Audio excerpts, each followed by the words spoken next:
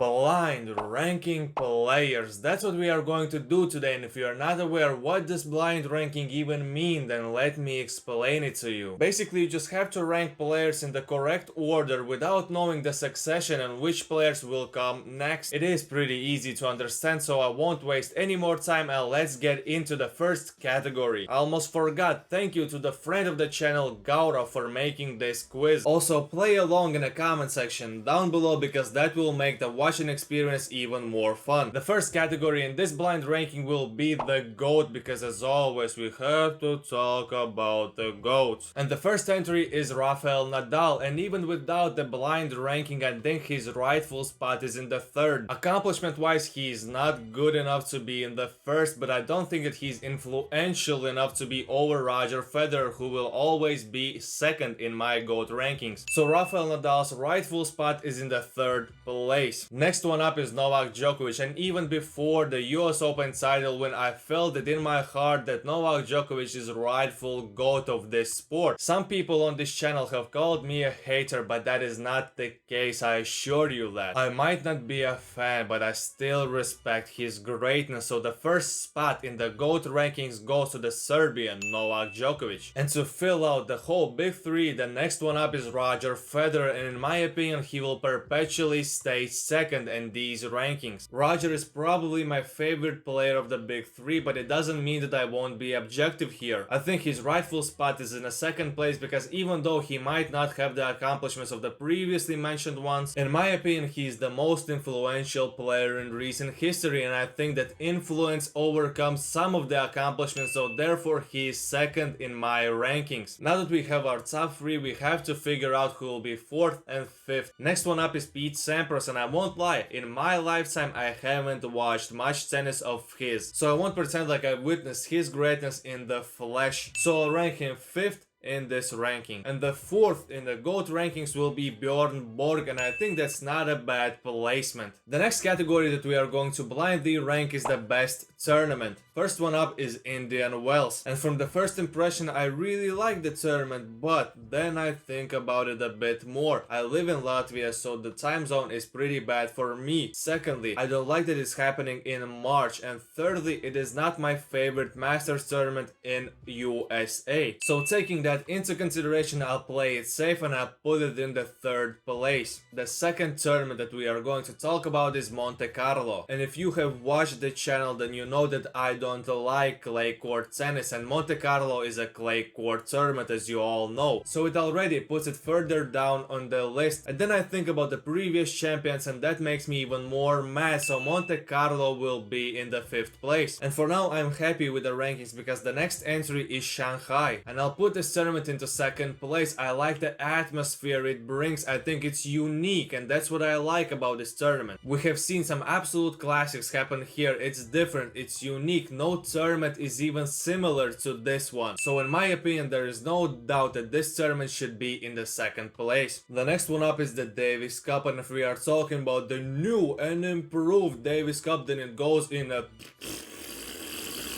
fifth place. In the last few years they took away everything that is unique to this tournament. If we were ranking the old Davis Cup it would go into the first place, no doubt about it, because I'm a fan of team sports. I love the environment that it creates, or created I should say, so it pains me to say this, but Davis Cup goes into the fifth place. The last entry is Wimbledon and it goes into the first place, and I'm really happy about this ranking. I think it worked out the way I wanted it to. We are going to rank the clutchest servers on the ATP tour. First one up is Nick Kyrgios. Many players on tour have said that Nick Kyrgios has the best serve on tour, so I mean if you have a great serve then you probably have a clutch serve as well. I think what ranks him higher in the clutchness ranking is the fact that he is not afraid to go big on his second serve. It doesn't matter if he's down a match point, it doesn't matter if he's down a break point, he still will go for broke, and most of the time he delivers, so I think that is why he will go into the second place in this top 5. And now moving on from a very clutch server to one of the most unclutch servers on the tour, and it's Sasha Zverev. Don't get me wrong, he can pull off a rocket of a serve, but when it comes to clutchness we all know that he's not that clutch. I mean there was time when the whole tennis world was laughing at his second serve, specifically specifically at how bad it is, and even though he has fixed it a bit, it's still not that good, so I rank him in the 5th place in this top. Ooh, and that is where I probably have made my first mistake, because the next one up is Denis Shapovalov, and I won't lie, I don't remember him doing anything clutch in his life, so his serve is probably not clutch as well. So it is a pretty easy 4th place for Denis Shapovalov. Gaurav, what have you done? You have made me look like a fool, because the next one up is Corentin Moutet. We don't even have to talk about the clutchness here, his serve in general is not good. As a matter of fact, his serve is so bad that he's considering going underarm for the majority of his serves.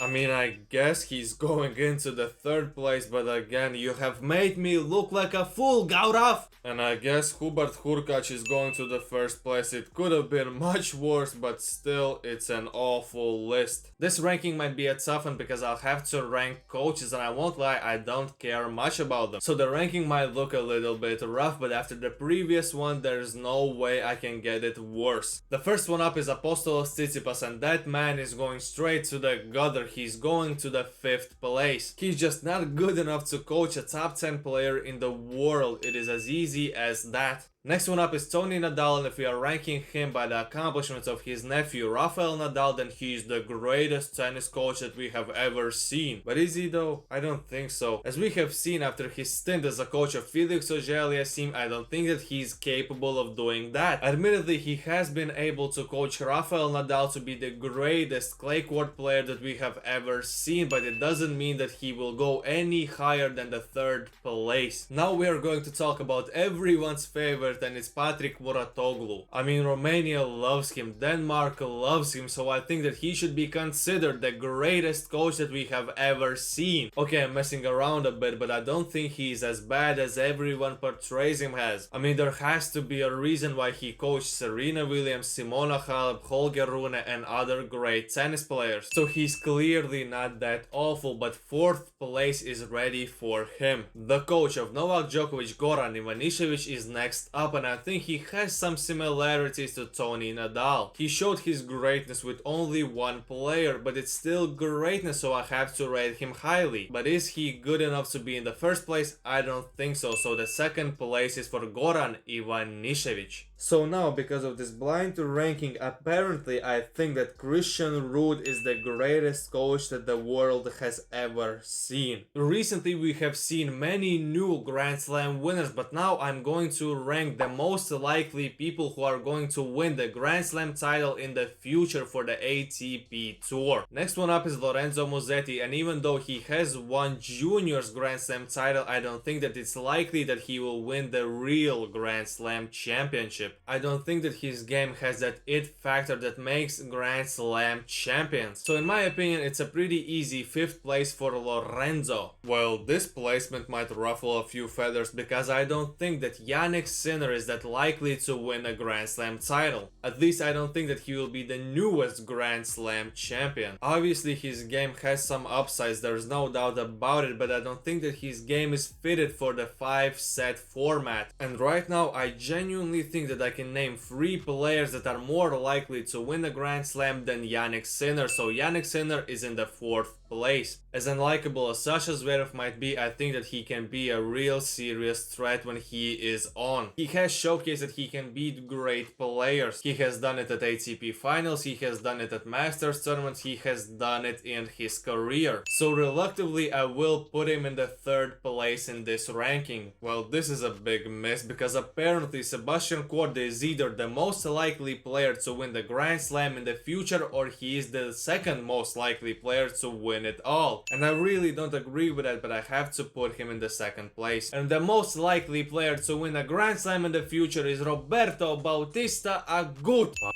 you, Gaurav. So yeah, that's how my blind rankings went. How did yours go? Comment it down below, like the video, subscribe to the channel, and until next time, take it easy,